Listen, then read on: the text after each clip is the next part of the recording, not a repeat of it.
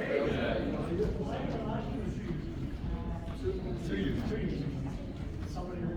you. Let's go to your first piece if we could. Such a beautiful piece. I know this text well, and I know many settings. This is maybe one of the most unusually beautiful settings of this. Usually it's set kind of angrily.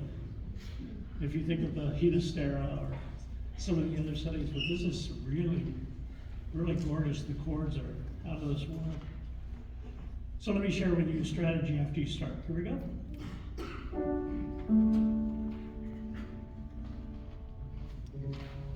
Sorry.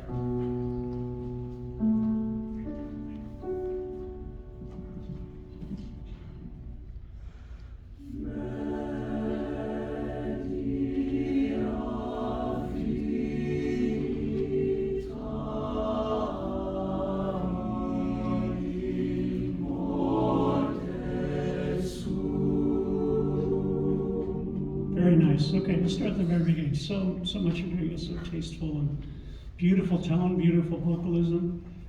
This is a habit that we as choral people tend to get that drives our instrumental friends crazy, okay?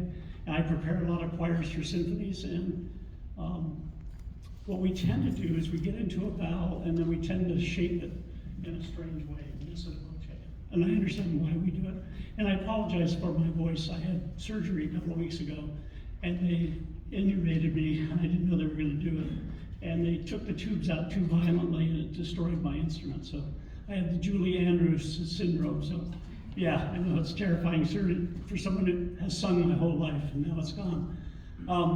But anyway, what you're tending to do is, as opposed to, in other words, don't shape every note as if it's mezzo voce until it's required, but actually keep the continuing energy so there's no difference dynamically in your note until you want to make it so. Okay, does that make sense? Let's try it.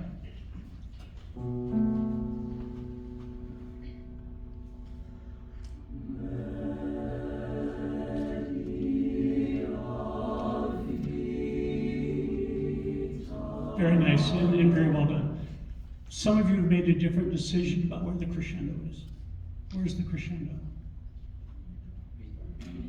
It's actually after you get to D and into the A. Okay, that's right. Some of you are doing it on D. It actually comes one beat later. Second thing, a strategy for you, is make your second beat from the top. Rather than, that's where that little mess of the book is coming in your voices.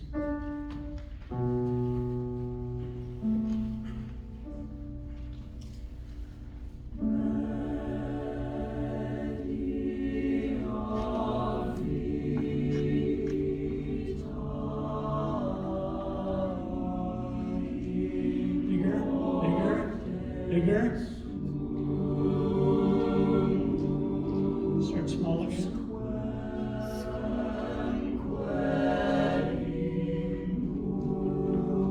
Yeah, I would make that section even more dynamic yet, even a bigger crescendo. What's the difference in the feel when you sing with a much steadier sound rather than a mezzo voce sound? It really feels like the phrase is like pushing to the end instead of like each note for itself. That's right. You've got it exactly. It creates the form of the piece in a longer phrase, which everything you sang was so beautiful and so delightful, but I didn't feel compelled to go with you. Does that make sense? I wasn't pulled along with you, which that steadier tone would. And you might want to imagine a string player on one bow, rather than bowing back and forth. It's just one bow, and then change your vowel next bow, right? And keep that length. That's gorgeous singing. Let's go on, please, to qui pro pecca. Sorry.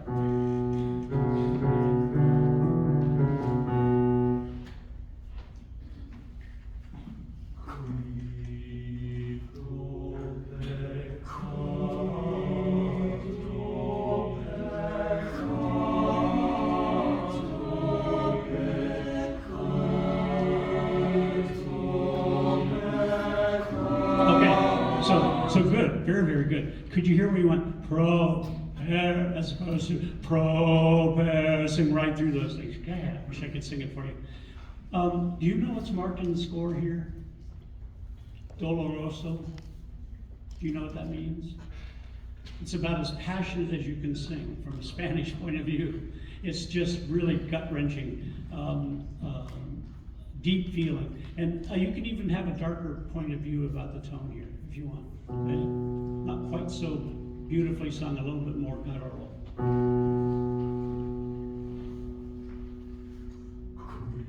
That's it.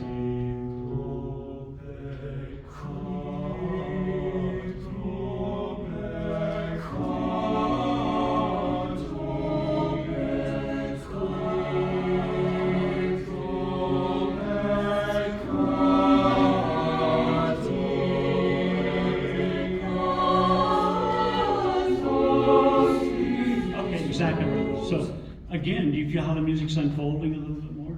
And something I wanted that I didn't have to tell you now is that this figure each time came to the foreground, right? Before it was a little bit buried in the texture of the longer notes. Now, because you're sustaining those notes, because of its exciting rhythm, it stands in relief. Does that make sense? It kind of took care of itself so beautifully. We've trained them to have such good ears. Thank you very much. Let's go to Sancte Deus.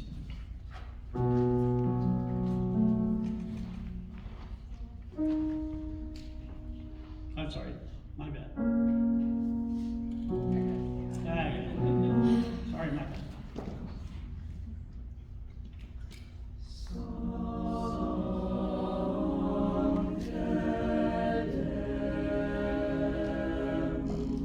So what's your target syllable?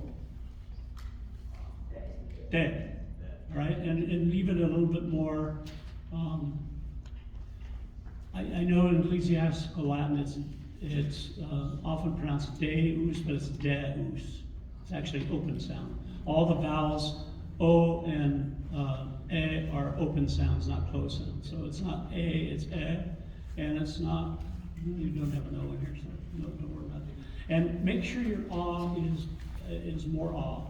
Sometimes I call this, especially when we sing in a soft dynamic, the half ah. We go sa as opposed to sa. So the feeling should be inside that you're singing it huge, but you're doing it soft.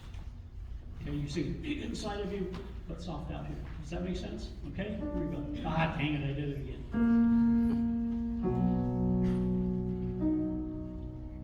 Big bow.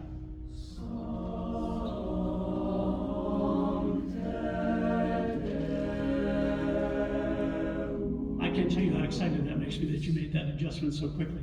But did you hear what happened to the chord changes and the dissonance now that your vowel is all agreed and it's more open? Yeah, you got the crunch in there that was so gorgeous. Do it again, just because I want to hear you do it again.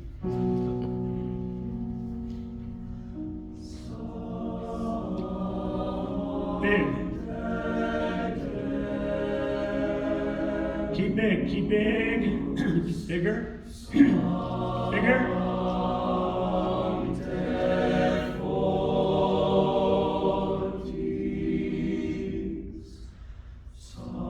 Excellent. Okay. Do you notice that it's easier for us to get louder in a segmented way than it is to go softer? Would you, just on this pitch here, would you go 1 and 2 and 3 and 4, and by the time you get to 4, be forte. Okay, ready, and 1 and 2 and 3 and 4 and beautiful. Now you're going to go and 4 and 3 and 2 and 1 and you're going to go backwards. I have 5 minutes. And ready, and 4 and 3 and 2. So notice by 3 and 2 you're already done with your diminuendo. So our tendency is to go da da da da da da da da da da instead of graduate. I would love to feel a more gradual diminuendo so we don't lose the form of the piece. Because if you get too soft too early, it feels like you stopped. Does that make sense? So you go song, te, song, tease, right through the rest. Got it? Here we go. Same place.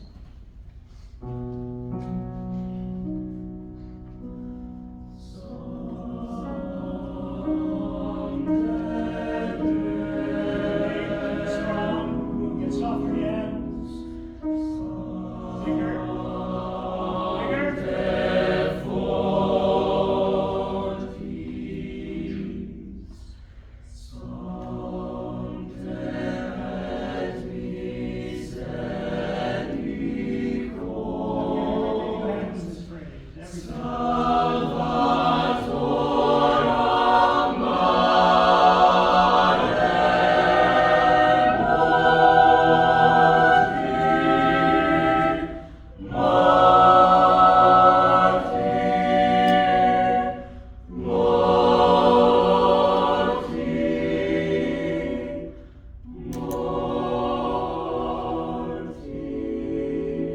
exactly right. Now the piece is really shaping, and I'm with you, and I want to be. You're carrying me along. You take me for the ride. It's so beautiful, so gorgeous.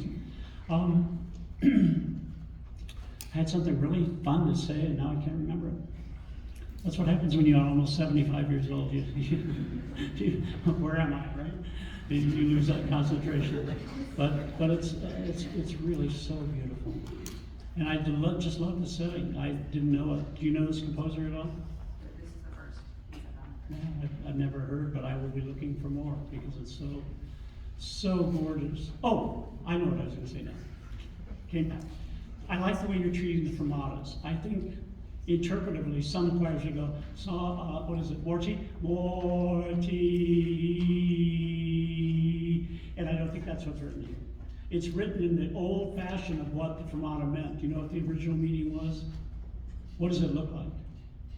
Looks like an eyebrow and an eyeball, doesn't it? Okay, it just said musicians look up. Look up.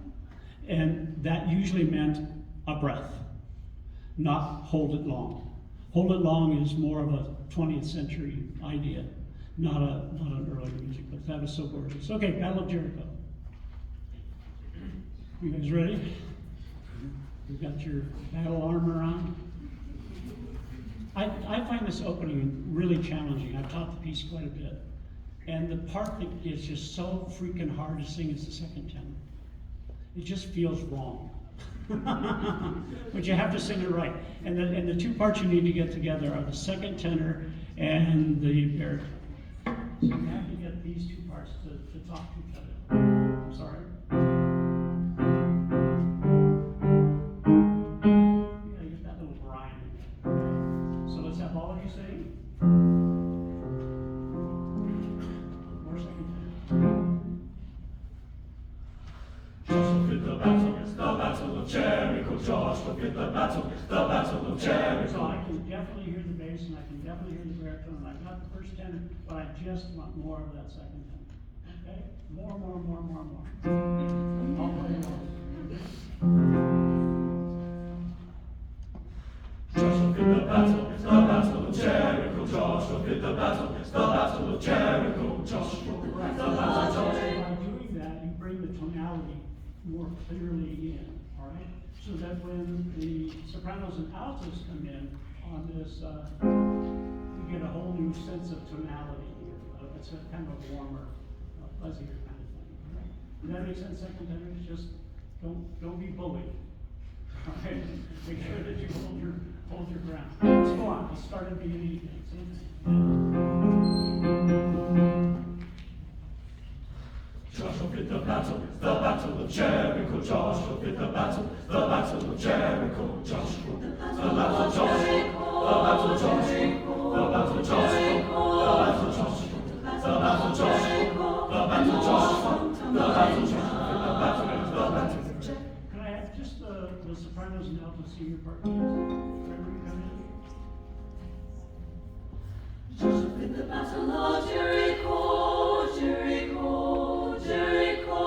Joshua did the battle of Jericho, and the walls come tumbling So down. notice now, this works, right? But we don't sing through the note as much as we sing in a shape, right? And I think you just sing this too nice. It's way too pretty. You don't sound angry. Okay? You know what's going on in this story, do you? What's happening? Yes. So Joshua is sent by God to walk around Jericho 7 times and blow horns, or for 7 days, 7 times a day, and blow horns, and then because it's like a fortress, battle fortress, and then at the end it all crumbles down. Right. But what's the problem for our friend Joshua?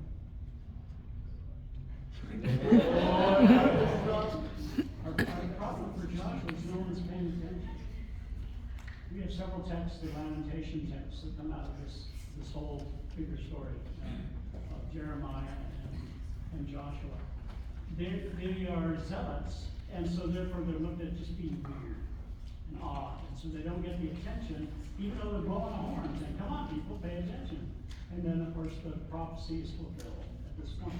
So you've got to tell the story a little bit. Yata, and you just got to be a little bit more edgy. Okay?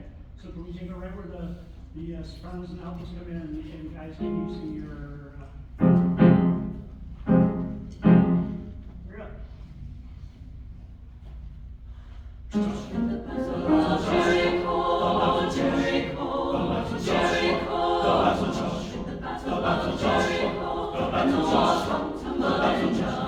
Suggestion here is that you not, in the tenor and bass section, be so shaped. Let them do the shaping. This is very much like what we do in Baroque practice, where one part has this shape, but another part has this shape, and another part has this shape, so that they stand out in relief. I think you guys have to be unrelenting. Like a machine gun. Yeah, come on. Not so much, it's too romantic. That makes sense? I don't see Joshua's being pissed off. All right, here we go, right?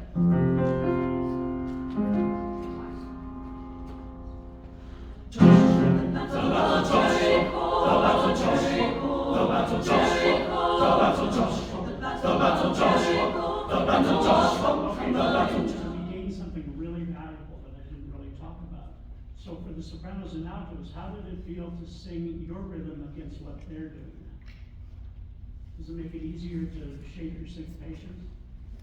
Right? If they go da ba da da da da, then you feel like you can't go ya ba da da da da da da da da ya ba ba. Oh, I have some voice. You get the idea of that? And there's so much of this is so good. Do you have some altos doubling the tenor with their high hat? Yeah, it's very smart. I looked up to see, I identified a couple of you.